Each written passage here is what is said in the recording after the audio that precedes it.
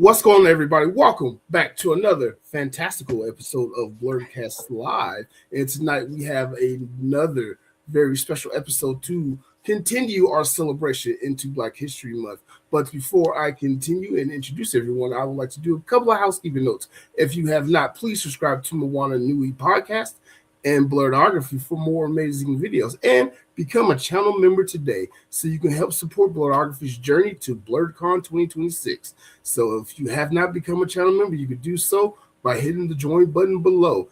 And before I forget, I would like to introduce my co-host and mod for this evening. Let's all have a moment of joy with Miss Joy Stevens. Good evening, and thank you so much for everyone being here. Welcome, everyone. I'm excited about our show tonight. So, as you mentioned, I am Joy Stevens, known everywhere online as Joyride08. And I'll explain that 08 to you later, but I want to take a moment to introduce the rest of our panel. And so rather than me stumbling through your names and your credentials, I'm going to start with the person on top, just next to me, Tom Cunningham. Please tell the people who you are.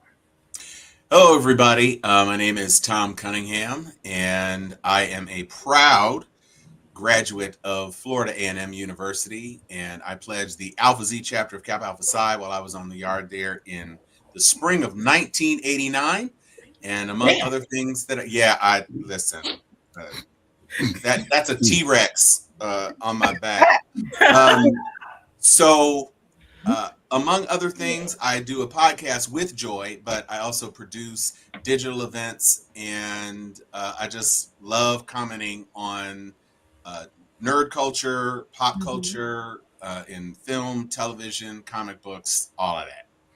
Yeah, actually, Tom, you've been on our Moana Nui After Dark, What You Watching series before. I forget what we were reviewing at the time, but I remember you got into it with Dana or somebody. You was cutting up, which we love on all of our shows.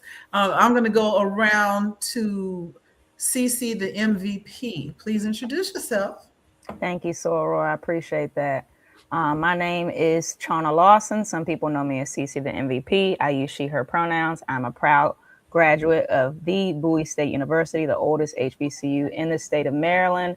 Graduated in 2009, and I also pledged Delta Sigma Theta at the Zealous Zeta Delta chapter on the campus of Bowie State University in spring 2008. I also attended graduate school at Howard University, where I studied sociology and history.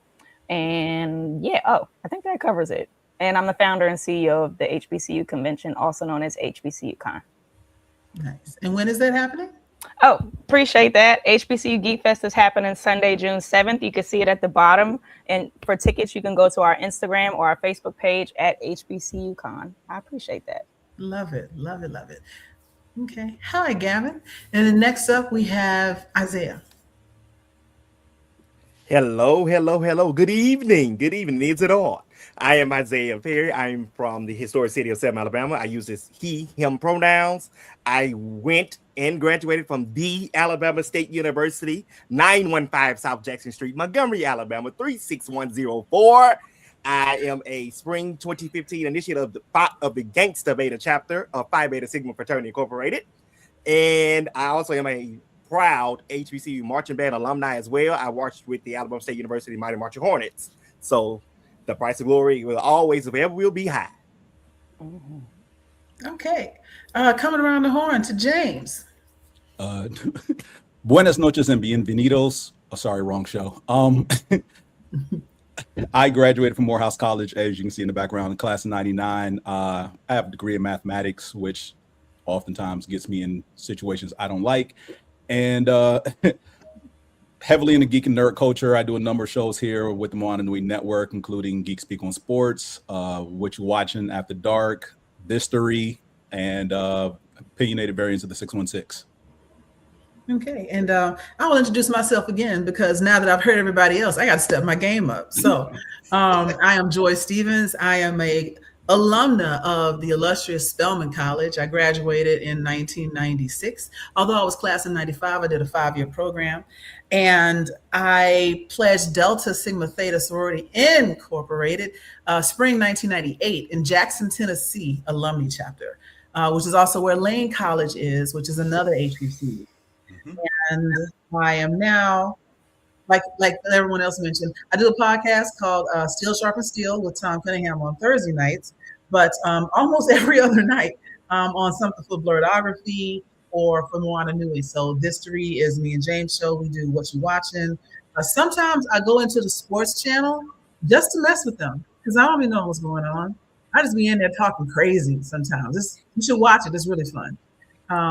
And yeah, all the other stuff too. So I'm excited to have this conversation tonight. And based on everything I heard so far, we're going to have a multi-layered conversation when talking about HBCU. So the first, I think, and probably the most obvious question is, considering our relative ages, aside from a different world, what made you want to attend an HBCU?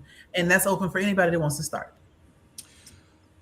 Well, a different world wasn't as much a thing yet.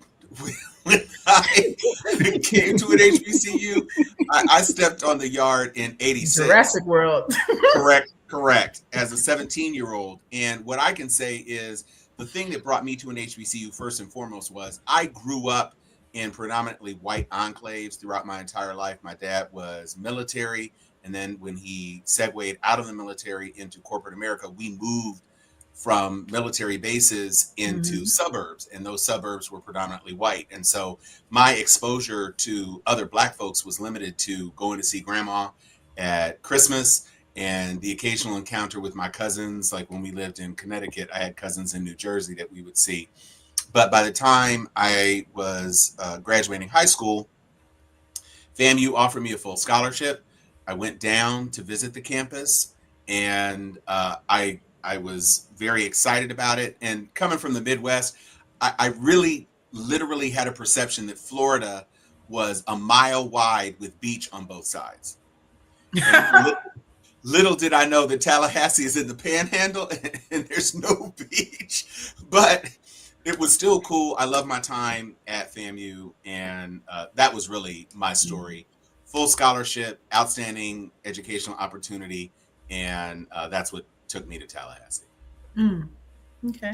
Anybody else? Well, let me backtrack. My mom is one of 6, and pretty much all of them went to an HBCU. Clark Atlanta, Howard, Wilberforce, to name 3 off the top of my head. I'm blanking on the rest. But I legit, because my mom, after she graduated from Howard University, worked there in their financial aid department for a number of years up through when I went to high school. And I guess you call it like K through 5 years, I literally grew up on Howard's campus. Like in the summertime, she would bring me to work if there was nothing else going on, just to not have me and my sister in the house solo causing trouble. So we legit grew up on Howard's campus. And then when I got to high school, I needed a safe space void of 11 by 8s, 18s, if you will.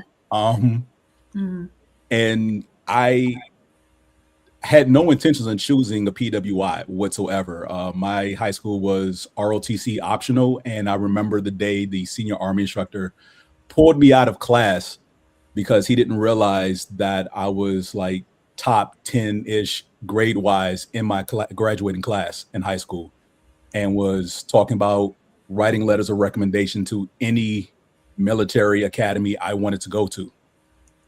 And I just stood there at ease, stoic, stone-faced, not responding to him whatsoever. And was like, 1, I'm not going to a military academy whatsoever. 2, my mom's already got a handle on getting me to college. And 3, I'm definitely going to an HBCU.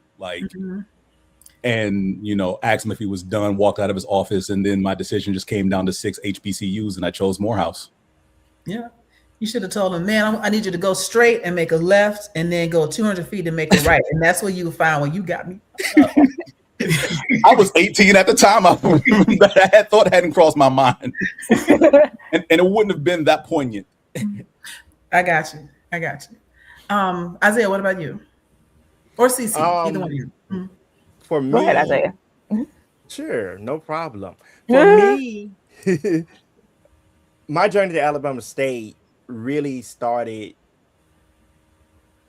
when I first went to a Battle of the Bands competition in Montgomery, Alabama, when the high school Battle of the Bands used to come around, and then the collegiate side performed, and seeing Alabama State come on field, seeing Florida A&M, seeing Bethune-Cookman, seeing Tuskegee at that time, and I was like, wait a minute, what kind of schools are these? I want to do this. I got to do this. But it wasn't until, picture it, Sicily, Magic City Classic 2006 in Birmingham, Alabama, when I was sponsored, mind you, the sponsor was Food World. So if you know anything about the South and know about Food World, one of the grocery stores here, that's what it was, and that's who the sponsor was. And I remember very much vividly seeing Alabama State march in and seeing the essence of and the command of the attention, because everybody I was wondering why. Here I am as a kid wondering why is everybody so much running to see them march in, but I understood why. So for me, Alabama State was just like, it was close to home. I'm from Selma to Montgomery is only maybe an hour ride away.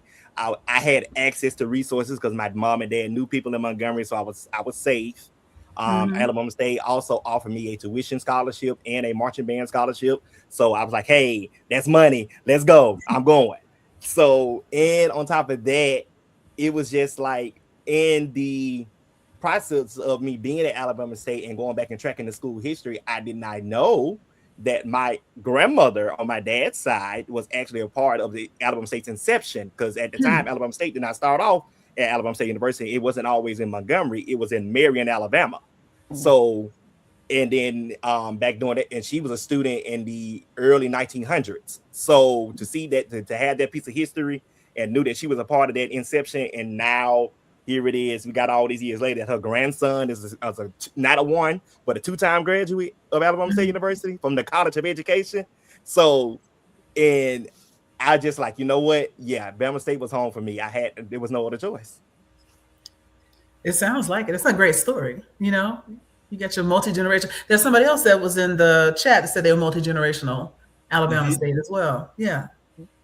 Y'all. I would just add really quickly that my grandfather and each of his 8 siblings went to HBCUs. The boys went to Wiley and the girls went to Prairie View.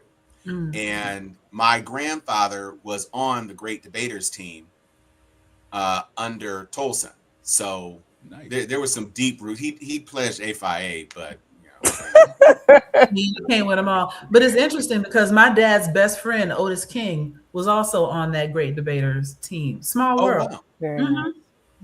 Yeah, he was. There's a picture of them in the Smithsonian. Yeah, he was on the team with Farmer and the other folks that were depicted in the film, and he's in the special, the little special additional things. There's a picture of him in there. So the HBCU stuff was running deep, and a lot of my mom's second cousins, so the children of her first cousins, were Morehouse Spelman. So we've got a lot of that history running through the family. Cece, I'm gonna give you a chance to answer, and then I have another question for all of y'all. Appreciate that. So my story is very much aligned with James in the sense that I pretty much grew up on an HBCU campus. My mom went to UDC. My dad went to Bowie State. His sister also went to Bowie State. She also pledged Zeta Delta Spring '83, and she also served as Miss Bowie State University from, I believe, 1984 to '85. So it was very much a part of my life for a long time, actually. The HBCU experience was probably the only college experience I knew. It wasn't until I was probably like 10 when I met my best friend. Her mom worked at the University of Maryland. So that's when I started to kind of see the juxtaposition between the PWI experience, particularly in Division I schools versus the HBCU experience. My father was a campus police officer at Bowie. So I pretty much would go with him to work, and they would call me Little Lawson because they always addressed each other by their last name. And he, as part of his job, he organized security for special events. So anytime there was a game, and he also would do detail assignments at Howard University as well. So he would do the security at the basketball games, and he will often take me with him. So I pretty much grew up, and I actually spent most of my early childhood living in what's known as the Petworth area of Washington, D.C., which is about 5 minutes up the street from Howard University. So it was kind of, you know, pretty much what it was. My stepmom went to Grambling, and she got her master's at Virginia State. So it was just always around me. And at the same time, I was going to DC public schools, which was kind of like very much like a HBCU in how it was conducted at that time, especially when DC was considered Chocolate City. It was 80% Black. You know, you saw Black historical figures all over the wall, not just during Black History Month, but throughout the year, like in the main hallways, you know what I mean? And kind of going from that to move into the suburbs, it was a lot of contrast. And I almost kind of went through like a little bit of an identity crisis, especially because of my ambiguous appearance. People didn't really know how to categorize me, but that's another story for another day. And essentially, when I was in high school, a lot of the Black teachers, they had a W.E.B. Du Bois Honor Society, and they really honed in on a lot of the teachers who were involved in that program, really honed in on HBCUs, primarily because W.E.B. Du Bois himself is a graduate of Fisk University. They were the ones who really pushed it. And honestly, Bowie was the only HBCU I applied for. And it was kind of disrespectful because I really did it as like, okay, I'm going to do it. If I don't get into all the others, because most of the schools I were applying for were like bigger, more competitive, more expensive, you know, all that. And once I got the acceptance letter from Bowie, they offered me a full scholarship. They offered me an academic scholarship. And I had a conversation with my middle school history teacher, who's a Black lady named Miss Dobson, bless her heart. And she pretty much convinced me. She was like, take the money. Like, that was kind of like her argument. But that one decision that I made changed the course of my life, like forever, you know, and to this day, every decision that I make is influenced by not just my HBCU experience, but by the experience of Black folks like yourselves, right? And people in my family. And I also want to shout out my cousin, Andrea Newman, who's the current Miss Bowie State University. And she was elected early this year. She's also my soror as well from Zeta Delta. Very excited. Nice. Yes. It's a great time. Awesome. You know, that actually brings me to my next question. I'm going to give you, so earlier I said, aside from a different world, what made you, want to go? I will say that absolutely influenced my decision in 1991 to go to Spelman. But I was very practical about what I wanted to do after high school because I needed to get away. That was the goal. Leave, get out where I needed to be. So I narrowed it down. I wanted to be somewhere in the South because I was comfortable in the South. I didn't want to go too far north because I didn't want snow and the cold. I needed to be somewhere far enough away where my parents couldn't get to me in a couple of hours. So they couldn't sneak up on me on the weekends and whatnot. But also I needed to be able at least to like drive home if I needed to. So Atlanta was looking real good. Atlanta. So I chose Atlanta first. Then I was like, what's in Atlanta? Well, Spelman is there and Clark. And so I was looking at both of them. And I heard a lot of people talk about scholarships. My mother was in the school system in Houston. And one of her really good friends who was a counselor, one of the other, I went to a really good school, but she was at one of the other magnet schools. And she said there was this program for women in science and engineering. And it was called WISE, Women in Science and Engineering, sponsored by NASA. So I got a full ride NASA scholarship to go into a science and an engineering. So you did 3 years of Spelman, 2 years at Georgia Tech. You got 2 degrees. So I got a chemistry degree and a chemical engineering degree, all on the government because NASA paid for everything. And it was the best decision of my life, but it really was, how can I get so far that my mom don't show up? That was my goal on the weekends. And typical sheltered child, I cut up my freshman year. And then I was like, oh, I can't lose this scholarship. Let me study and some stuff. But yeah, that was my story. And so I love the way we all came to it from different ways. It wasn't until I was in Spelman that I realized what an HBCU really was, and then retroactively realized that both my parents went to Texas Southern. It didn't dawn on me that Texas Southern University was an HBCU. It was just a college up the street. I really lived like a mile away from TSU. The church I went to growing up is like right off University of Houston's campus. And so that whole little area is like bougie Black Houston. And I'm a member of Delta Sigma Theta. I didn't pledge in college, but I did pledge grad. But when I was growing up, I was a member of a program called Top Teens, which is kind of a forerunner to Del Teens, Delta Gems, what we have now. And what the Deltas did for me when I was an introverted, nerdy, bullied girl is one of the reasons I wanted to be a Delta, because I wanted to help somebody else in that same way. You know, meeting in one Delta Plaza, like my whole like middle school, and not making the connection that the Deltas own that building, right? So yeah, just clueless, just running through life clueless, but it all worked out, you know. But Cece, something you said around how that one decision changed your life, and I think about where I might be if I had gone to Prairie View or Texas Southern in Houston, or even Rice, because that was also something I was looking at. Because Rice, I had the grades and everything to get into Rice, but it wouldn't have been full scholarship. But anyway, tell me, other people, how has that decision to go to an HBCU, or how has being a graduate or an alumni, how has that affected your adult life? Well, speaking for myself, I can say that attending FAMU has dramatically impacted almost every aspect of my professional life, because the way I nerded out at FAMU was to be a member of the Honda Campus All-Star Challenge team.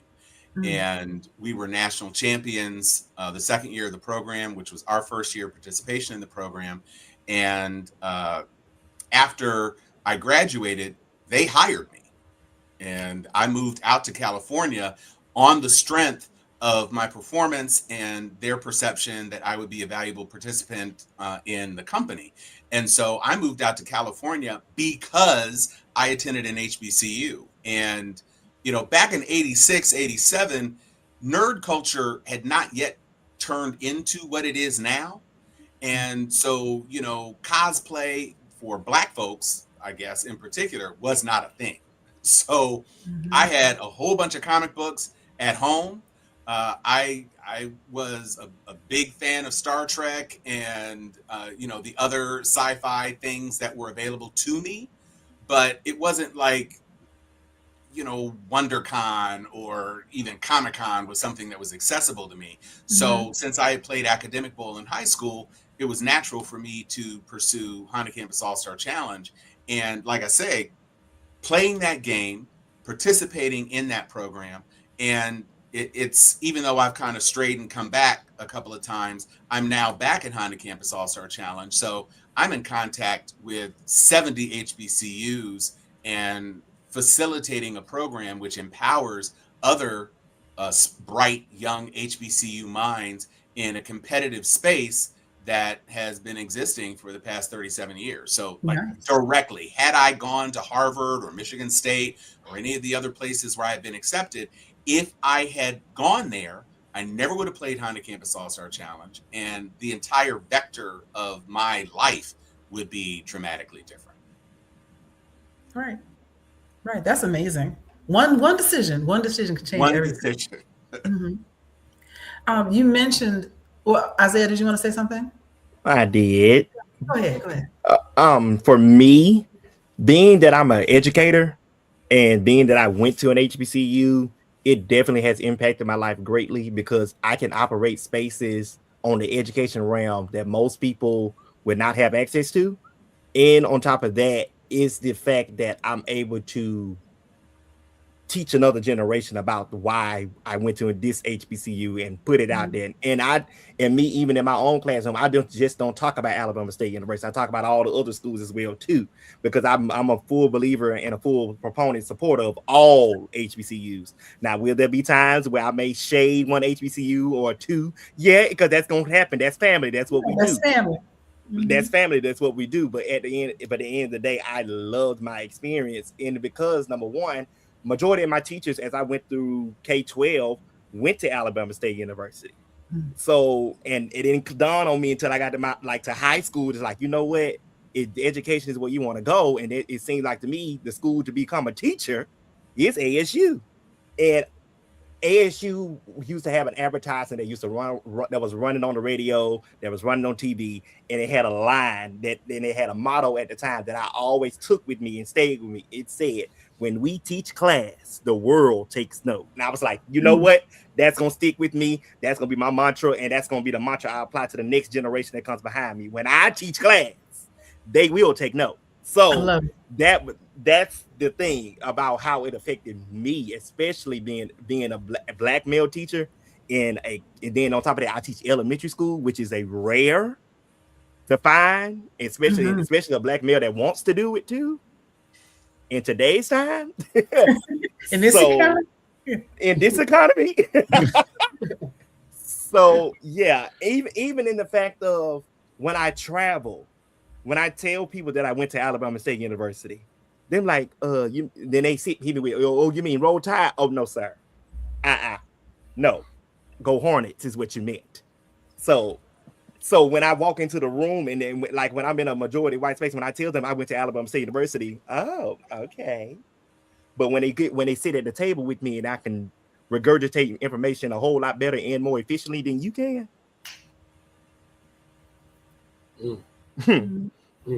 When I know how to teach kids that look like me and then turn around and teach kids that look like you and wonder why they want to come to my class and get out of yours, that should tell you something. We could do a whole nother show about Black educators. Facts. We're gonna hold that thought. Hold down. Black educators just in general. But I want to get into, because this is called, HBCU alum in like nerdy spaces. And I do want to talk about that because one of the beautiful things about going to an HBCU is everybody looks like you. And you're free to be as smart as you want to be without having to dim your light or dumb it down or stay in your place for anybody else. Matter of fact, when I went to Spelman, I was like, I was ranked number 1 in my school. They were like, yeah, and everybody's ranked number 1. You ain't, nobody care, right? Do better. And it was a different type of challenge, right? But I didn't see a lot of people doing some of the like sci-fi stuff that I was doing. Like I hadn't found my sci-fi crew. As a matter of fact, I didn't find any other girls at Spelman that were into nerd stuff. Like I was playing Sega Genesis at the time and Super Nintendo. And so I would have to go over to Morehouse to find the Morehouse nerd boys. And we would sit around, watching somebody play Super Mario Kart or what was the one? The one with all the blood when it first came out. Mortal Kombat. Mortal Kombat. Thank you. We watched each other play Mortal Kombat and everything. And I'm kicking tail, right? Because I can hold my own with everybody else, which is good and bad. Some guys are like, oh, wow, a girl that plays video games until you beat them. And then they don't want to talk to you no more. Apparently, beating a dude at a video game emasculates them some kind of way. I feel like do better. I'm telling you, that's what Spelman's always do better. You can do better. But I'm babbling too much. What I want to find out from all of y'all is how did you get into nerdy stuff?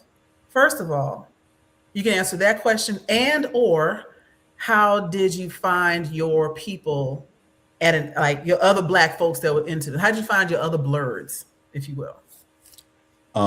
I'll take this one first. Going to Morehouse, I went a semester early because I got into a summer program, Summer Science Academy. I am blanking on the name of the program now.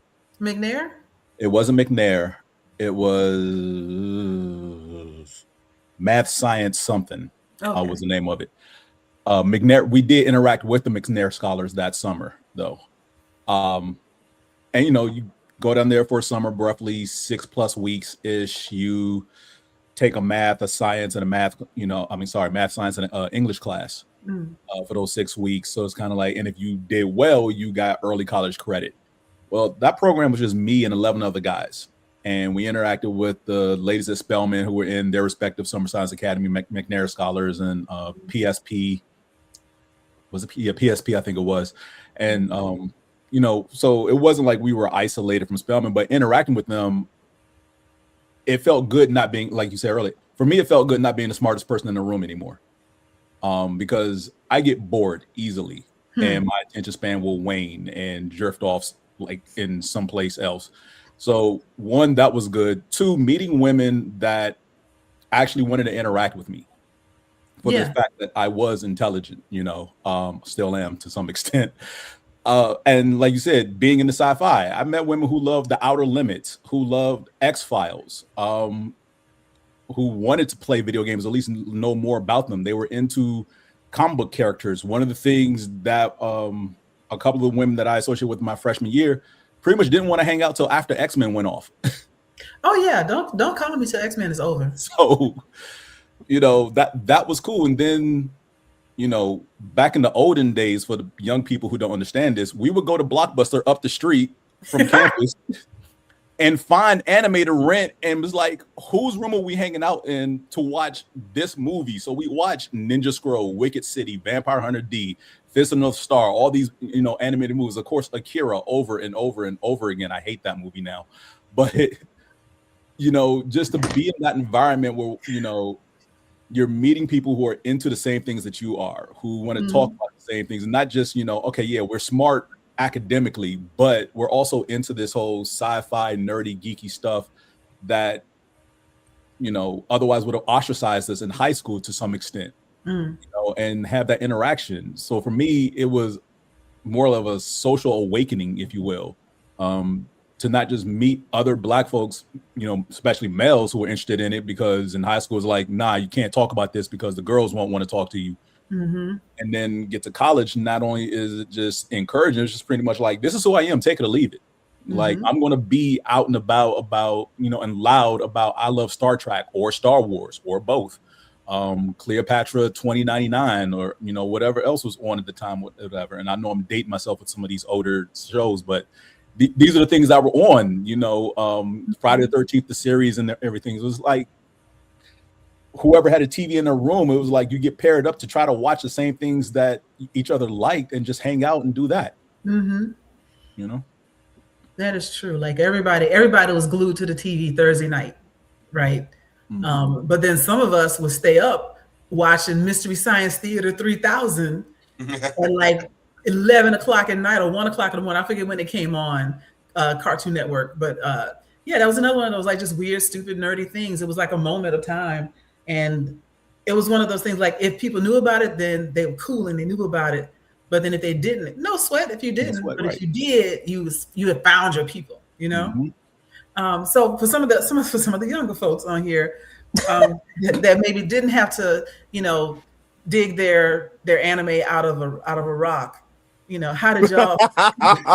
I'm sorry. I'm hollering. What is considered a rock is the question, though. Is it? I guess. Well, look, we'll put it like this. My nerd story kind of began much like the same my HBCU story. My parents were also nerds, just as much as they're HBCU alum. My mom actually named me after Shauna Treskelion from the original Star Trek series. And she was a big Trekkie. She was really big into the original series and also Captain Picard's, Starship Enterprise. I'm not sure which series that is. Yeah, Next Generation. So she was really into that. She was also really into X-Files, Stargate. She was just really into sci-fi and period pieces as well. My father is a Star Wars fan, and apparently when he was growing up, James Earl Jones was like that guy. Oh yeah. So like he really fell in love with Darth Vader, and pretty much a lot of like the characters that James Earl Jones did, growing up or whatever.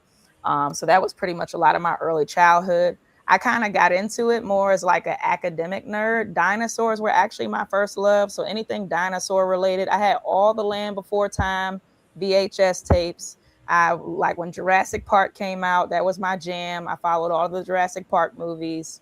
And I was really big into like ancient empires, especially Egypt. We all went through an Egypt phase because it was like the most popular Black society that was like, you could easily find resources to study it, right?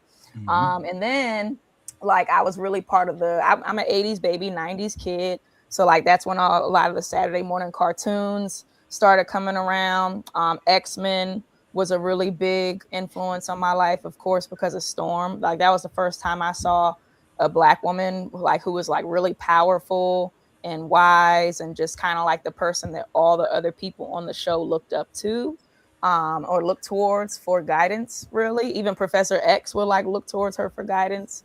And then in my like tween years, that's when Toonami hit. And, that was my formal introduction to anime, I would say, because prior to that, I was watching Speed Racer. I had seen Ronin Warriors, and I just didn't know it was anime, until after the fact. But I got acclimated to Toonami. Sailor Moon was was in the first part of that circuit. I think it was Sailor Moon, Dragon Ball Z. It might have been Gundam, Wing, and one other show, and an American show. Look, I don't even remember the American show. But that like really changed my life. Sailor Moon was like my religion for a very long time. It kind of still is, Growing up, Jupiter was my girl, but I've grown to understand Mars a lot more. You know what I'm saying? Like, I understand why she was so short-tempered and just over it on a lot of things. But yeah, like that was essentially, I kind of ran the gauntlet. And now that, with the Marvel Cinematic Universe, I remember when Blade first came out. So that was like, had a really big impact. And I'm really glad to see how Marvel as a cinematic universe has come to appreciate more of like the impact that Blade has had. Not just for them, but like for DC and other films too. So anyway, that's my long end of the short of it, being the wet behind the ears one in the group chat.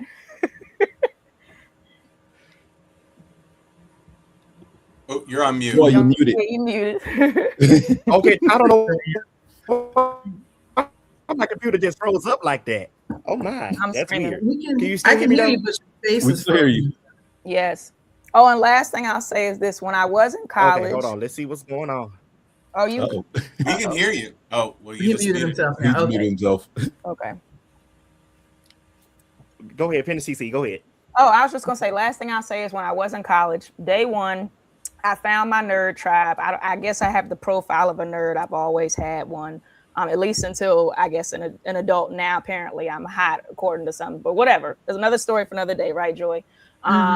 So these guys pretty much picked me out of a lineup. They saw me moving in on campus. They were like, hey, you should come hang out with us sometime, stop by our room, because we were in the same dorm. It was a co-ed dorm, the honors dorm, as a matter of fact. And all the rooms were divided into suites. There were 5 rooms to each suite, 2 person per room, and they all shared a common bathroom, right? So they told me to come down to their suite, much against my better judgment. I did. Don't go to if you're in college, ladies, don't go to no random guy's room. I do not condone that. But when I went, I go in, and it was like a whole mini con in that space. Like, it was literally monitors everywhere. They're watching anime on one of them. Another monitor, they're playing Guitar Hero. Another monitor, they're playing Tekken. And that essentially became like outside of my actual, like, I slept in my dorm, but I lived in their dorm. Like, that was pretty much my experience. So, and that, I wanted to bring that up because that experience pretty much conceptualized what is HBCU Con, and wanting to recreate that space on a grand scale. That was pretty much the spark that made it all kind of come together. So thank you. Yeah, I love that. Trying to get back to the way that felt then, and because I think people even in the chat have mentioned like going to an HBCU. It feels like being at home, and homecoming also feels like a family reunion. Come on, homecoming. Yep. Yes, God, I'm ready. I am ready for our homecoming this year. We got Florida A&M this year, so I'm so happy. Oh yes. It's gonna be a time in Montgomery, Alabama. I am excited. That hasn't gone so well for y'all. I don't care nothing about it going well. We just have a time when y'all come to the city. Oh, yeah, not a winning time, but that's okay. You worry about the game. We worry about the vibes. And the vibe is always the vibe. So, I mean, I'm a person who goes back to homecoming every year. So, that's a thing. Ever since I think 2018, I've been going back every year, and I've been, seasonally back in the day. You all have been dropping all of these anime series, and when I was a kid, born in '68, so by the time I was watching these things, we had Battle of the Planets and Star Blazers. Yep. We also had Ultraman, but that wasn't anime, that was live action, and we had Giant Robot. And so those were the things that kind of framed out, and of course the old toy Godzilla movies. I love that. So when I was watching, and then when it came back as G-Force, I was like, is Battle of the Yeah. Planet. I don't understand why is this. And then when I learned later that it was a translation of the original Japanese Gatchaman, I was like, oh.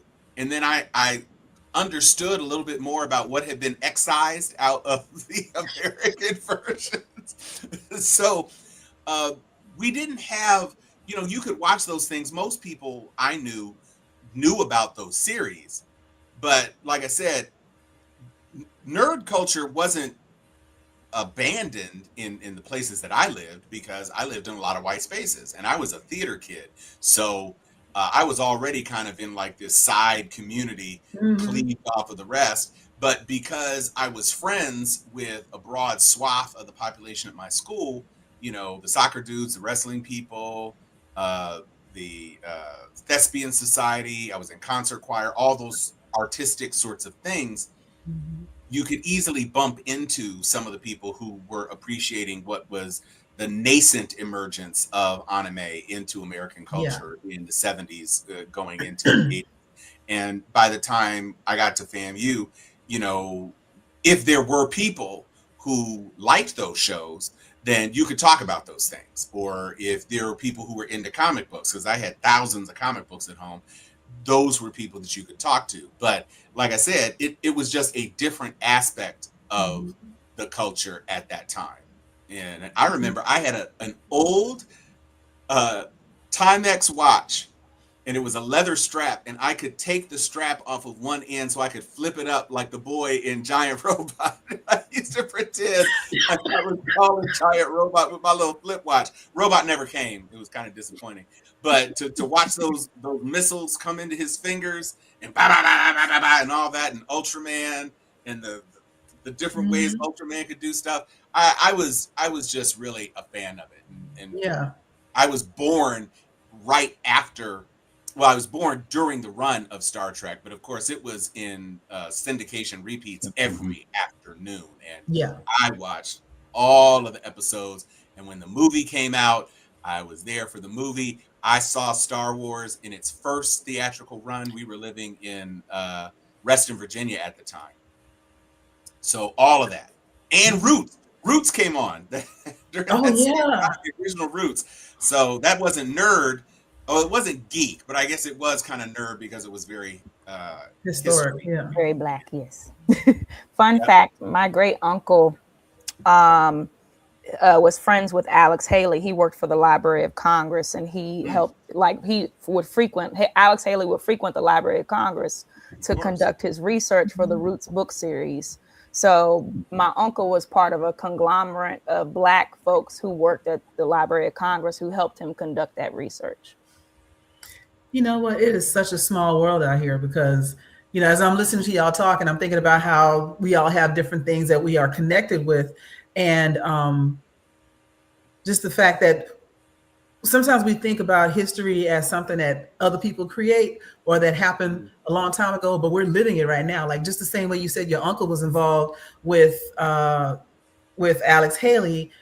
I graduated with, and I'm name dropping because I do it all the time. I graduated with Stacey Abrams, and I was at Georgia Tech at the same time as the mayor of Atlanta, Andre Dickens. Like, we are friends. I know him, and not see him and wave from a distance. Like, I got his number, know him. I never use it because I'm afraid that if I call him, he won't answer the phone. But sometimes we forget that we are a part of living history and that we are involved in what people are going to look back on in 15 years and say, oh, this is where it started, like HBCU Con, this is where it started. But Mark, you said you had some questions that you wanted to ask us. Yes, I do. I saw a comment back in the beginning about marching bands in HBCUs, and I kind of want to piggyback off that. I myself am a band nerd and wanted to go to Clark for marching and all this and that. So I want to ask Isiah specifically, why are HBCU marching bands so much more better and entertaining and just musically, classically trained than any other marching band from any other college or university? This is Black History Month, so can I be me? Yes. Please do. Okay, so I'm gonna be honest about it. It is because you cannot compete where you can't compare. That's the first thing. First of all, when it comes down to HBCU marching band and the culture of and the essence of it, the level of discipline that goes within it, the amount of hours that we put in trying to produce an 8.5-minute show, sometimes 10, the level of intensity that goes into it, also the amount of musicianship that goes within producing those kind of things, and to memorize the formations and memorize the music. And that's another thing that most people don't understand. When we in those stands, we don't have any paper in front of us. We know this at the top. We're playing this off the top of our heads. Versus like when you go to see our PWI brothers and sisters or whatever, they have the leaders on their top of their horns and they're flipping real quick to go to this, that, and the third. No, we doing this by rote memorization. I never forget the fall of 2012 when I got to Alabama State and they gave me my first march, my full military march, and it was Purple Carnival. And I'm like, wait a minute, what in the world is this piece of music? Because coming out of high school, we didn't play nothing like this. I wasn't exposed. And, I was coming from one of them poor black high schools. You did marching band, you had to sell fruit to go to Mardi Gras. It is what it is. So, and I'm like, okay, so now when I actually kind of got into the rhythm and learning those kind of pieces of things, it's just what it was. And on top of that, when it comes down to an HBCU marching band, that is the thing that most people come to the game to see. We want to see the band cut up on the field. We want to see. Nobody, I don't know who Morehouse has ever played in a homecoming game. We don't care. We Fun fact, much like Mission College, we lost homecoming 4 years in a row. It's just like prime example, because you knew back then, even just coming from a standpoint of the 60s up to now, just seeing some of the old clips, you just knew that you had to be there because you never know what the band was going to play. You could have just heard the song. I'm just gonna take for instance, "Make It Last Forever" by Keith Sweat could have just came on the radio during that era. And here you are, you had an HBCU band that you're at, and they didn't play that whole song on field. And you were like, wait a minute, that song was just on the radio and it's on CD. How in the world did they learn it that fast? And just the fact that, we come when you see us, we're gonna bring something. We're gonna bring the entertainment. We want to bring a hype. There's no need for no DJ at no football game. We are the DJ. We are the jukebox. We come to, that's what our job is. We come to hype up the crowd. We didn't sit up here and spend, because we didn't go to practice at 5 o'clock and sometimes didn't get out to 1, 2 o'clock in the morning for nothing. We learned this music. I think that is the major difference that I've seen between, because sometimes they're the PWIs try to get jiggy with it with their performances. There's still a level of mechanicalness to it, and I think that's the difference. Where, to your point about like reading music in front of you, you can't put your heart and soul into it because you don't know it, right? You're not living it. Whereas if you know your instrument, then you can play whatever song you just heard yesterday on the radio, by melody or whatever. I think one of the more popular things that goes around is that Al Jarreau song that guy's playing in the stands from like 15 years ago. Black and Blues. Yes, Black and Blues. I think identifying the band as an attraction instead of a distraction is the difference. People are coming to see the band perform at an HBCU, whereas the band is just something to do until the football team comes back out at a PWI. It's also go ahead. I was just going to say there's also a level of like essence and soul that just can't be replicated, regardless of how much you get the mechanics right. You could practice till it hurt. You know what I'm saying? But it's just it's almost like when people say, like, you can copy the recipe, but it's still not going to taste the same. You know what I mean? Like, it's just not the same. And I feel like going to a HBCU, first of all, one of my favorite parts of living on campus or even living in the vicinity of a college is just the lead up to homecoming, and you can hear the band practice. And that is one of my favorite things. It's one of the things I miss most about living on campus. And I even liken like the HBCU performances versus PWI marching bands to like Greek life, you know what I mean? And the step shows and the party walks, and how you see like a lot of predominantly white fraternities and sororities will try to emulate it. but it still don't hit the same. You know what I mean? Can't blame the alpha. And it can't. Still don't You hit want the rhythm. same. You want the rhythm, but no on our blues. I'm gonna leave that where it Yeah, is. Fab, talk about it, and that's why I won't hit the same. You know, because It won't hit the same. Hits different than, you know, appreciation hits different from appropriation always. You know? Oh, Yes. Mhm. And I think to your point, Mark, one of the things that was special about being at FAMU in the 80s with the Marching 100 is that, you know, first of all, in the first Super Bowl, Grambling was one of the 2 marching bands that was featured during halftime. And then Florida A&M accompanied Prince in his Super Bowl appearance. And because we happened to be the invitee of the French government to perform during their bicentennial, you know, all of those sorts of things kind of stepped up the prominence and increased the profile of HBCU bands from something that was very internally focused to our own HBCU families into something that was appreciated on the world stage. And to that extent, that's what Joy was talking about when you see some of these other PWIs trying to emulate. And one of the things that is most interesting to me is like KK Psi now. KK Psi at an HBCU was like a D10 organization. Yes. KK Psi and Tau Beta Sigma and the marching band too. And Isiah can speak to this. The Marching 100 was a frat. Some people also pledged a D9 organization. More people in the band pledged a band frat than pledged a D9 organization. But there were some who did both. So one of my pro fights was the drum major in the band. But the thing about an HBCU band that definitely is set apart, at homecoming, you will see people. They're not in their uniforms anymore. They probably don't fit so well. But they will be on the sidelines, especially the sousaphones. Those sousaphones are on the sidelines and they are performing with those younger band members because it is family, and homecoming is about family more than anything. And so, you know, even though we are at different institutions, you know, we're in the SWAC now. We were in the MEAC when I was in school, but we're in the SWAC now. You should have been here the whole time. Yeah.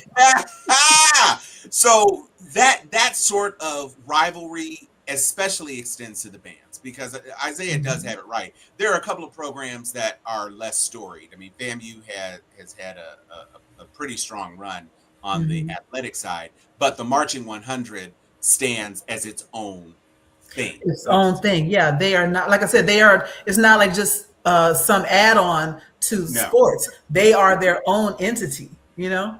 Yeah, it's like even when you go ahead. Real quick. The first time I noticed, like outside of Howard and going, you know, up there to watch their band at their games, the Southern Classic used to come on TV every single year between Grambling and Southern. And my mom, that was like appointment television for her. It was like, all right, the game should be almost near halftime. Turn to because I want to see the bands battle. Like we watched the Southern Classic strictly for. We didn't care who won between Grambling and Southern. That was for their alumni. Yeah. Members of other HBCUs who turned into that game were only watching for the halftime show. And if you probably look back at the data, the ratings spiked for that. That moment for halftime, and then probably went back down to whatever it was for the game, because again, the game was for the alumni. But you know, that for me, that's where like, okay, these are bands, and like you said, there was no sheet music in front of them. They're playing from memorization. You know, the formations, everything was like all up here. I'm like, all these other PWI, like Michigan don't do this. No. Florida don't do this. Alabama don't do this. Ohio State don't do, like, oh, this is different.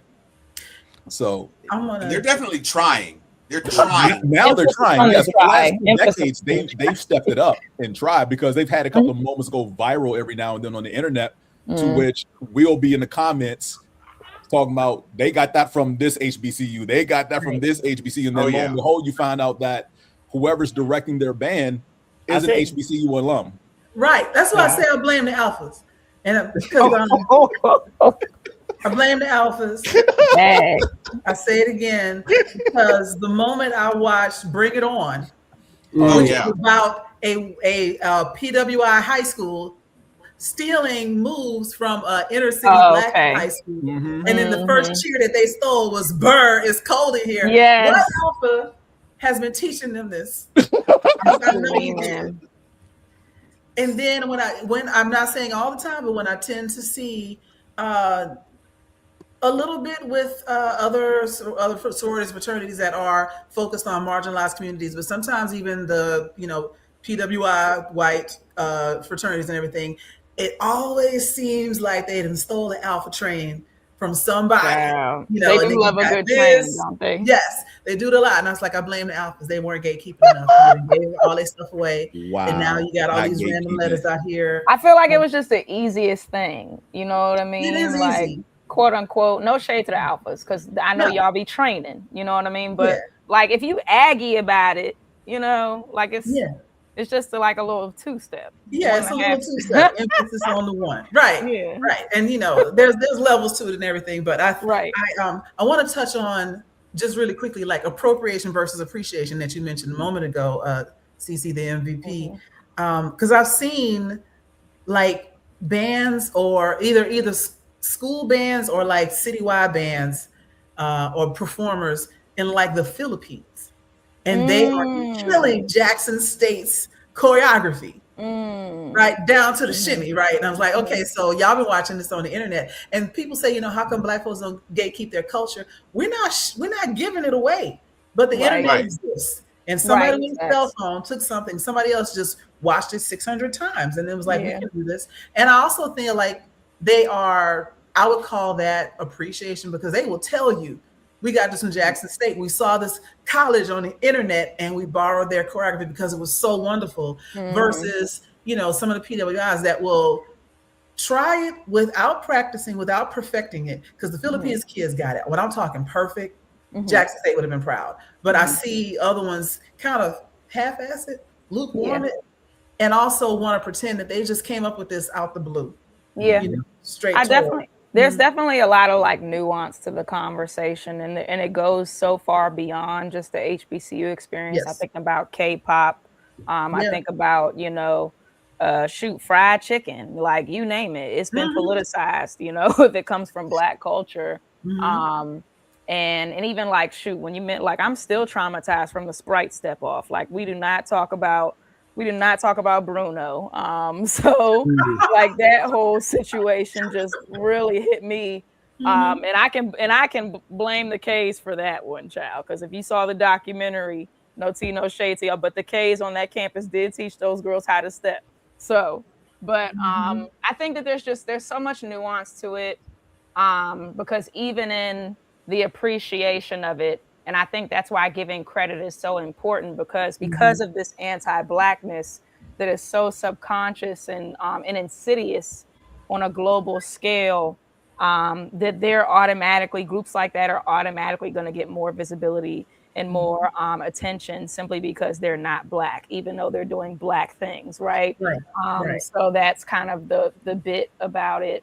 And where do you, to an extent, I feel like sometimes we gatekeep things that shouldn't be gatekept, you know what I mean? And then we open the floodgates on things that I feel like should be held close to the chest, if that makes sense. Thinking about like LGBTQ issues and the intersection of like Black and LGBTQ, or Black and folks who come from abroad, and that's in Pan-Africanism and that sort of thing, versus like who gets to say the N-word and, those sorts of things. So there's just a lot of different dynamics to it. I think we could talk about it all night, but I think that just going back to giving credit, and even posing to your question about like the Black community and supporting HBCUs more, I think that part of it is so important. And I think that that's ultimately what I've come to see as my life's work, is trying to dismantle the internalized anti-Blackness that exists amongst ourselves. Because, until we like find a way to absolve ourselves of that, it doesn't matter what's happening on the outside, That is such a deep conversation to get into, is the internalized disdain, Mm-hmm. disrespect sometimes for HBCUs from people who didn't go there, or whether they didn't go to college at all, or whether they went to the PWI and they got some kind of sour grapes about the whole thing. But the Spelman was just ranked #1 women's college in the country. So take that, Brown, whoever else y'all might be out there. And it wasn't #1 black college for women, #1 college for women. So the education is there.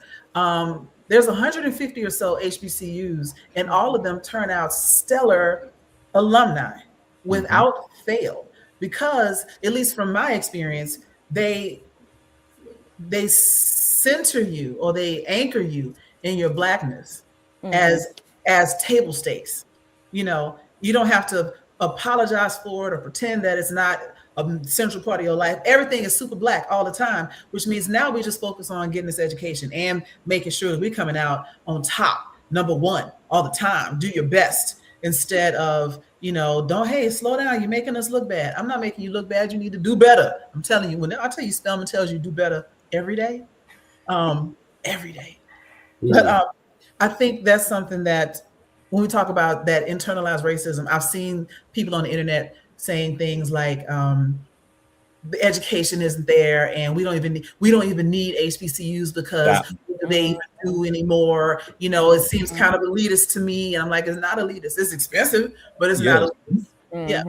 And I actually dated someone with that mindset once upon a time. I don't want to get into the details, but she found, we started dating. She went to a PWI. She learned I went to Morehouse, and was like, what's the point of an HBCU anymore? Like, I get it in their inception, but they don't serve a purpose. And this is like, I was in my late 20s when I was dating her, and she was like in her mid 30s. And I was like looking at her sideways, like, what do you mean there's no point to an HBCU? Like, the experiences I had there, I would have never gotten at a PWI. The camaraderie, the bonding and friendships that I still have to this day. All of my best friendships are from college, not high school. Like, everything that shaped me as I am right now is from college, not high school. And the way people talk about high school, that's the way I talk about college. Yeah.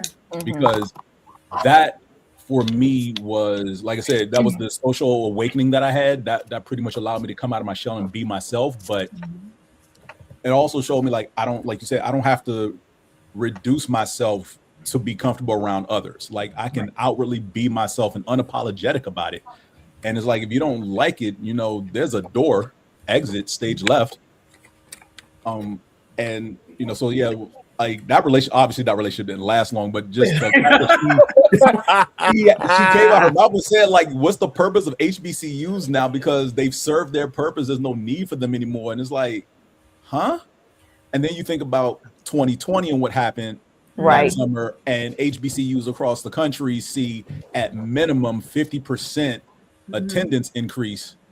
That fall. Remember what happened was at Texas A&M, where they wanted to keep their racist language in their school song, and it wasn't even like the alma mater, it was just a school fight song, and folks were like, hey, this is kind of racist, and they're like, you shut up and run the ball. And next thing you know, people stopped applying and started looking for HBCUs to go to. Then you got the whole thing with what's your boy's name, Neon Dion, and his trek around the school, for the highs and lows of it all. But I was loving at that point the recognition people were getting for, if you want your child to be safe and educated, send them to an HBCU. Matter of fact, one of the things we lost during integration was all the Black teachers, because all of a sudden the best teachers were white, because racism was still very real. So they fired a lot of the Black teachers because they weren't capable or qualified enough to teach these white kids. And then the Black kids were getting bussed in and everywhere. It was a mess, and they sent the white teachers there. And so we lost Black educators. And somewhere along the way, it kind of it bled into losing focus on Black excellence from an academic standpoint, because we started believing the rhetoric, that internalized hate of, we're not smart enough. Black people are good at math. I'm a whole ass engineer, right? Tell me Black people are good at math. What's wrong with you? But they also gutted public education after Brown versus Board of Education, and then a lot of the white people who could afford it basically opened private academies, and they sent their students there and their teachers there, you know. So of course, we're the first hired, last hired, first fired. So when they was making those cuts, a lot of Black teachers got cut. It was the equivalent of cementing the swimming pool, right? But Mark, you said you had a few more questions for us. Yes. So again, we're about to wind down for the show, but I do have a couple of questions I want to ask everybody. Miss Cece from DC, I have to ask you. I interviewed you a couple of years ago, and we talked about you starting HBCU Con, now Geek Fest. Let's go back to that. Tell us, how did you combine nerdom with HBCU? What was the inspiration behind Geek Fest?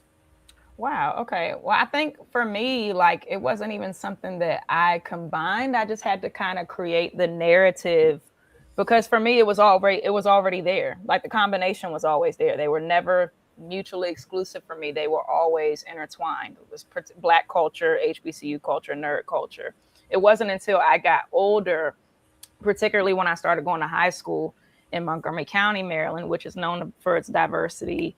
But it's also like one of the most affluent counties in the country. So it's a very different dynamic as opposed to like Chocolate City or PG County. And that it was like I hungered for the kinship and the camaraderie that I had when I was living in DC. And then when I got to the HBCU experience, particularly when I was telling you all about the experience in my dorm, you know, with my nerd friends, that really conceptualized it. Going from the moment I went to my first con, Baltimore Comic-Con 2015, I started to get this idea of combining Greek life, combining like a Greek convention with a quintessential nerd convention, right? And working for other organizations and kind of helping them get their selves off the ground gave me the fire to ultimately take myself off the ground.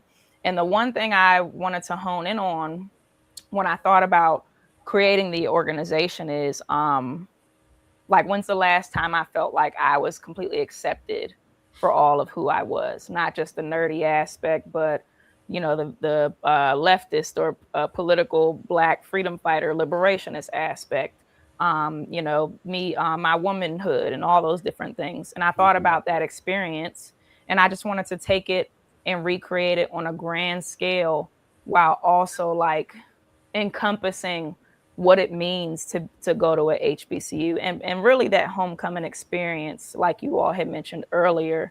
So at the core of it, there's the nerd aspect, but also like there's the Greek life aspect. There's, you know, like the academic aspect of it. And I think a lot of those things are already kind of interwoven into like cons, you know, when you go to panels and things like that. But just having that HBCU focus, the conversations hit different. Even compared to like other like Black conventions, the conversations hit different, the vibe hits different. And that's something that I would say to any person who's, because like I get a lot of people who come to me about, I'm thinking about starting a con, you know, like, what should I do? And the first thing I say to them, I'm like, before you get an LLC or whatever, or start an Instagram or whatever, I said, the first question you need to ask yourself is, what is it about your convention that's going to separate it from every other convention? Because they are popping up, it seems like, one every other day. And everybody's got a very limited budget. Most people do, at least. And they're going to select a certain amount of cons during the year that they're going to go to, right? And why should they prioritize yours? So that's a question that I continue to ask myself. And I think not like the purpose of it has always been there for me. It's always been locked in for a long time, but just finding a way to articulate that and market it to the world in a way where I can make it sustainable while retaining the integrity of my values and why I started it in the first place. So I know that was a very long answer, but I'm very passionate about it. So I thank you all for listening. Yeah, it's interesting. As I was listening to you talk about, you know, why you started and the feeling that you want, I had this idea that this would be so cool if you got like all the former band members to like do like a, I don't know, presentation, whatever, at the con, and instead of like just old band music, they're doing like anime theme songs. That would be hot. I'm here for it. Yeah. No, I'm here for it. And I really that's why I'm really like so big on it, because I want folks like yourselves, and even if you didn't go to a HBCU, I really want this to kind of be a homecoming experience that we can all call our own. And I really want folks to like take ownership of it in a way where like, I'm not going to, expect you to help pay the bills, so to speak, but I want you to like really feel like you can come through, be yourself, and know that you will be celebrated and that you will add value to the space and the space will add value to you. And to your point about, even if you didn't go to HBCU, every time I go to homecoming, there's other people there that didn't go to Morehouse or Spelman or Clark or whatever. And when I've been to other people's homecoming, nobody asked me what year did I graduate, what dorm was I in. They're just like, hey, you want to play? Because you, at that one time in my life, whenever I go back, my skin color is my entrance. Like you look like you went here. Nobody's checking ID at the door. Just if you want to be here, you want to be a part of this, then you're welcome to come and be a part of this. And I think your Geek Fest is the same. Like whether you went to an HBCU or not, if you want to be here and you want to be a part of this, then come on through. Yeah. Yep. Just don't be acting up when you. Yeah, don't be acting funny. Don't be weird. But for whatever that means now. But I agree. And like I've been to A&T homecomings, I've been to other HBCUs, and it's very much the same vibe. So that's kind of like essentially what we want to what we strive to recreate. All right, Mark, what else you got for us? So as like you mentioned, I am someone who didn't go to HBCU. I went to I wouldn't even call it a PWI. I went to a strictly for-profit institution. So hearing everyone's stories about their college experience at HBCU kind of makes me regret that kind of decision of not going. But I do want to ask everyone before we go, what is your most fondest memory of going to your specific HBCU? And what is the one thing that you will forever take away with you from your institution? Oh wow! Since I'm the baby on the line, I take that one. So, my fondest memory of being at my HBCU, well, I'm gonna try to sum it up. But it's two, but I'm gonna try my best. My very first one was the fall of 2012, and I had the opportunity to do the SWAC NEAC challenge against Bethune-Cookman, and we actually did a parade in Disney World.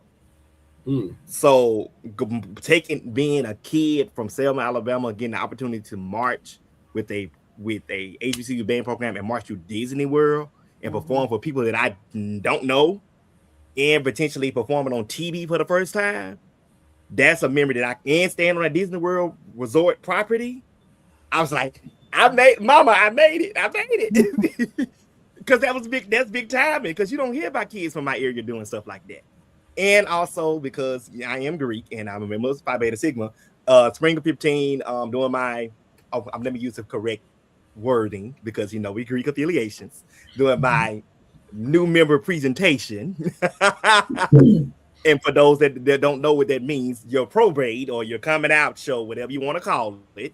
And I was, when it was time for me to reveal myself, I was the live five of my line. So at that time, there was a big song that came. The artist by the name of Mr. Biggs had a song called Ho Check. Notice what I said, Ho Check. Now, mind you, it's like he just recently died. That was my coming out song, and I performed to it when we did my whole reveal, and I was the only one on my line to have the whole Acadome at a standing ovation. So to have the whole Acadome, just the whole university gym, just like, wait a minute, who is that?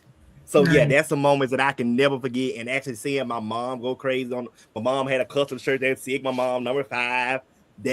My dad being a pastor and whatnot, don't know nothing about Greek life. He is in a black suit and his royal blue tie. I'm like, Daddy, you look like one of us, but we understand why you a man of the cloth. So you had to dress up yet with the good clothes on.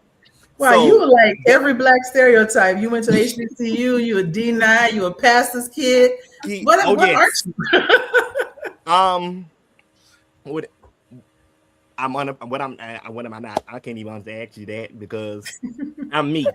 But I do wanted to add a quick comment real quick before we move on. There was a comment about the band side real quick. I want to speak back on it. One thing about the HBCU bands is that the fact that when you name our institutions, our band names come with it. So that's one thing about it. So you can say Alabama State University, the Mighty Marching Hornets, home of the Mighty Marching Hornets. Texas Southern, Ocean of Soul. You're gonna say Alcorn State, home of Alcorn State. So it's power. Then you have World Fame from Grambling.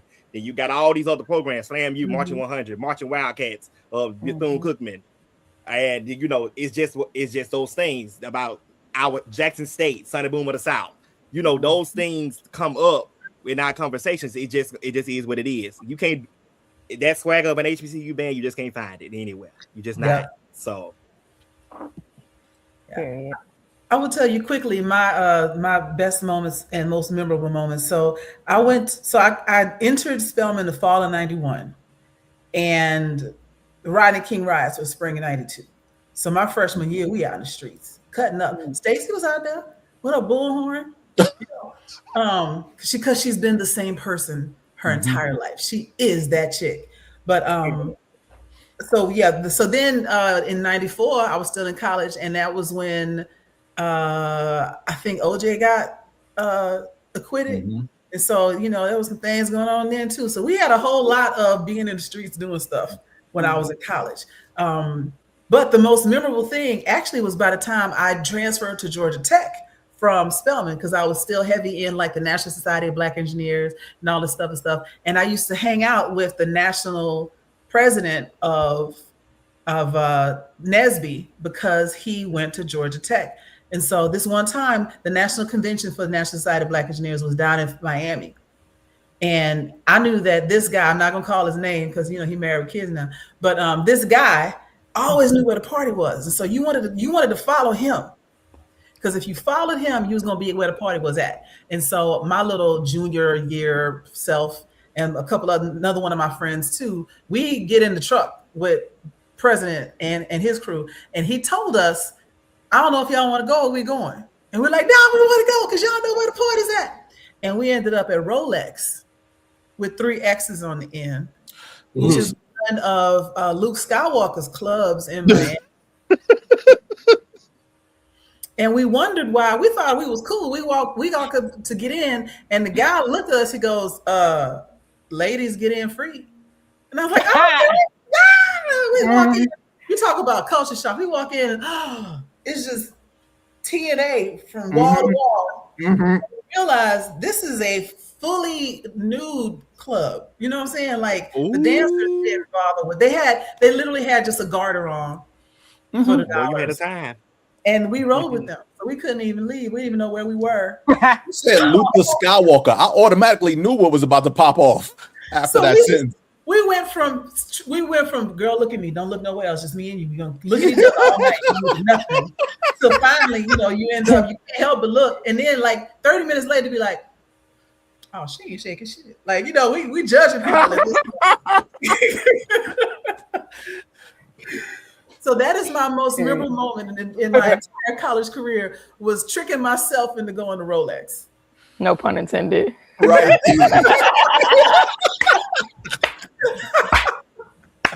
I'm sorry. I had a time last night. I promise I'll be brief. Perfect. I promise I'll be brief with my story. 2 thumbs up, CC. 2 thumbs up. I love that. Oh, you're welcome. So I was really torn between my stories, because alternative spring break, which humble brag, I started it at Bowie. That was actually one of my biggest experiences at my HBCU. But I have to top it. But Joy, you actually made me realize this, or remember this, that I was on Bowie State's campus the year President Barack Obama won his first election. So that was a night to remember. That was probably like the single best, like if I had to boil it down to a single moment in time, that was the moment. I was riding in my car going down Maryland 197, which is the road that Bowie's on. It's very dark in a certain part of, so I was going down, and it was literally called on the radio as I was driving. So I'm like tripping as I'm driving in the car by myself, you know, like I'm geeking. I'm like, and I pulled up to the campus, and there's a promenade where like a lot of the dorms kind of align along the promenade. And when I parked, I'm going back to my dorm, and literally all along the promenade, people were just out dancing, partying. People were blasting "My President is Black" out the window. It was just a really magical moment. So to be on an HBCU campus, you know, like living on campus when the first Black president was elected, that was a moment for me, definitely. For me, it's actually two things, and I'm gonna make this real brief. The first is that as a math major, going through elementary, high school, all of my teachers, white and male, right? Maybe one white woman in grade school who, because she was a nun. Get to college, all of my math professors, Black, or with the exception of two, one white male and I can't remember where the other one's from, but he wasn't a Black male, but he was a minority. That helped a lot because I got to, you know, when they say these are my office hours, feel free to come by. And you can come by and talk to them about literally anything. That helps a lot in the college environment, especially like you're away from home, because I'm from DC. So I, like Joy, I want to get as far away from DC as possible. All my 6 choices to go to school were not anywhere remotely close to DC. The second thing that stands out to me in college is I'm a gamer. I love video games. Doesn't matter what it is now, but coming down here in 95, I was heavily into sports games and beat 'em ups and meeting people who love those same games as well. So I'm talking about full on multiple seasons of Madden, stand up till 6 a.m. We got class in 2 hours, like shower, go to the cafeteria, eat breakfast, and we're gonna finish the season after class tonight. So yeah, that was a big deal as well.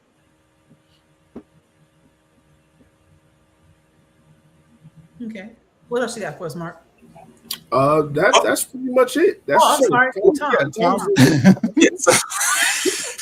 So it's hard to pick because, frankly, from my emergence onto the yard through my graduation, where my university president literally grabbed me and hugged me on stage. I was one of 3 people he did that to. It was kind of like a series of successive moments that were all pretty incredible. But I will highlight a couple of things. One, because I was pledging above ground in the above ground system, when we crossed and had our probate, it was in Jake Gaither Gym with like 3,500 people. And they didn't know it, but we had already crossed. And so we had our just red shirts on. And in the middle of our routine, we ripped off our shirts and it had symbols underneath it. And the crowd went nuts. Then I would say I had an article published in Nesby magazine as a journalism major about my, it was a research project on changing trends in Black media perceptions in film, which was published by Nesby, which was pretty good. I hosted the FAMU Today program in my senior year. And then I won $50,000 from my institution on BET for the Honda Campus All-Star Challenge. So, and that was before I got elected to Grand Chapter office in my fraternity as an undergrad. So my HBCU experience was lit, as the young kids say. I had a stone cold groove almost the entire time. So, if anybody had a more better HBCU experience across, about the only thing I didn't do was get to be in the flag corps in the 100 so I could wear a 100 jersey.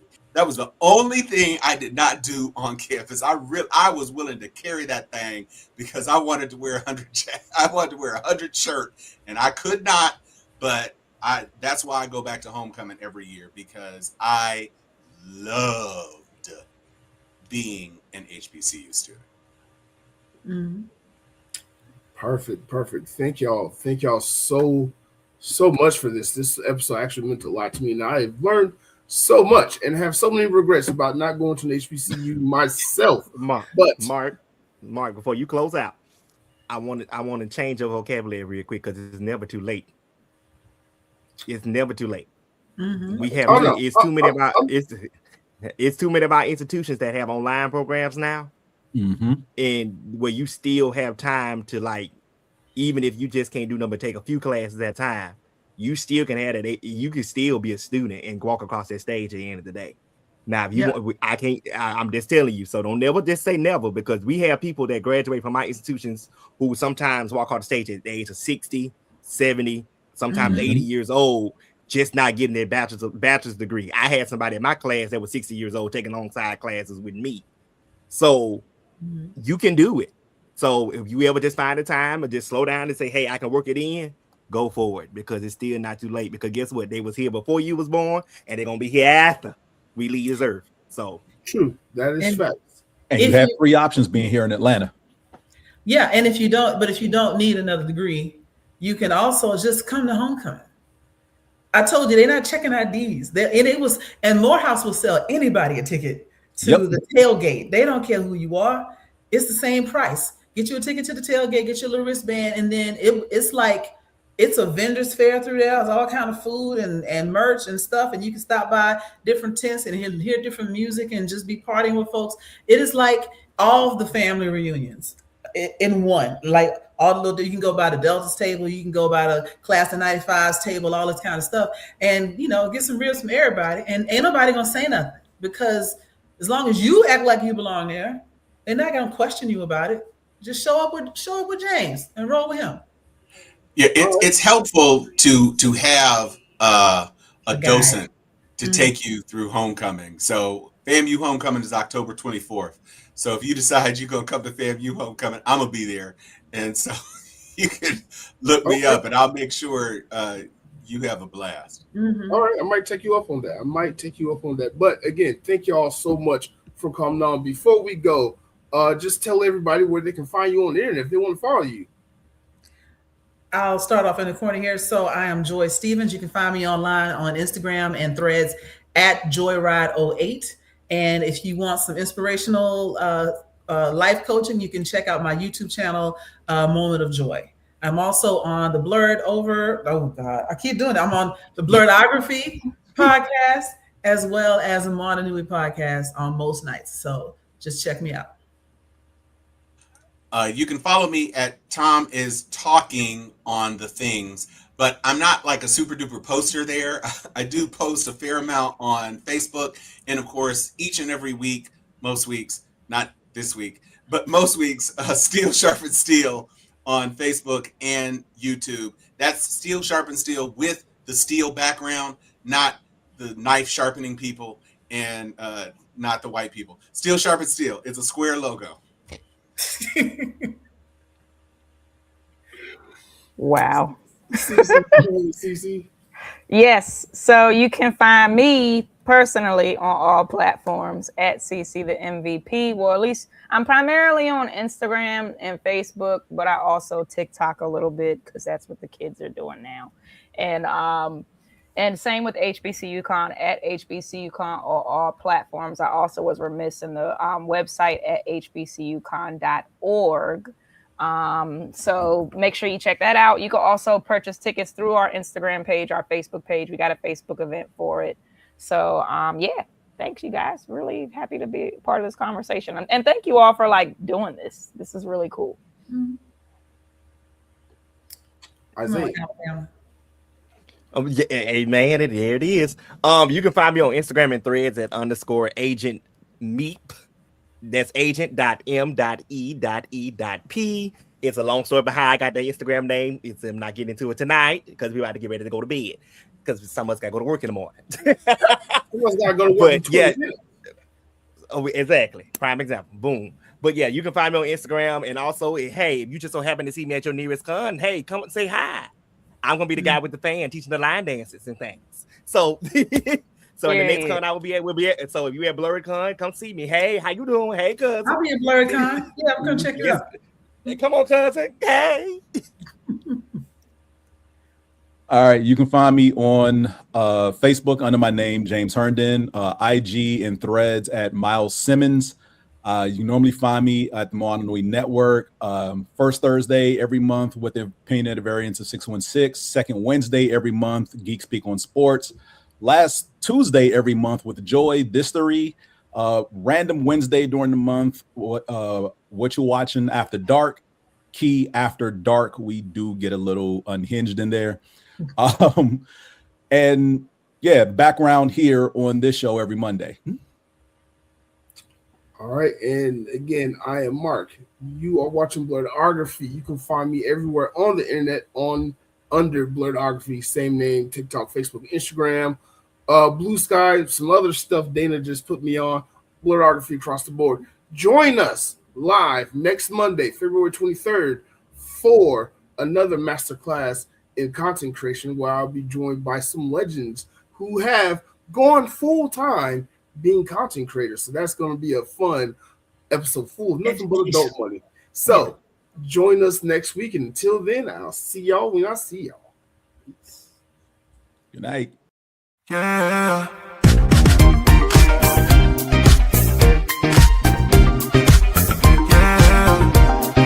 Be somebody tonight. Yeah. Love it how you move it, how you wind it up. We can jump into it, we can line it up. We can stay slow, what you mean? Stay slow with me, yeah.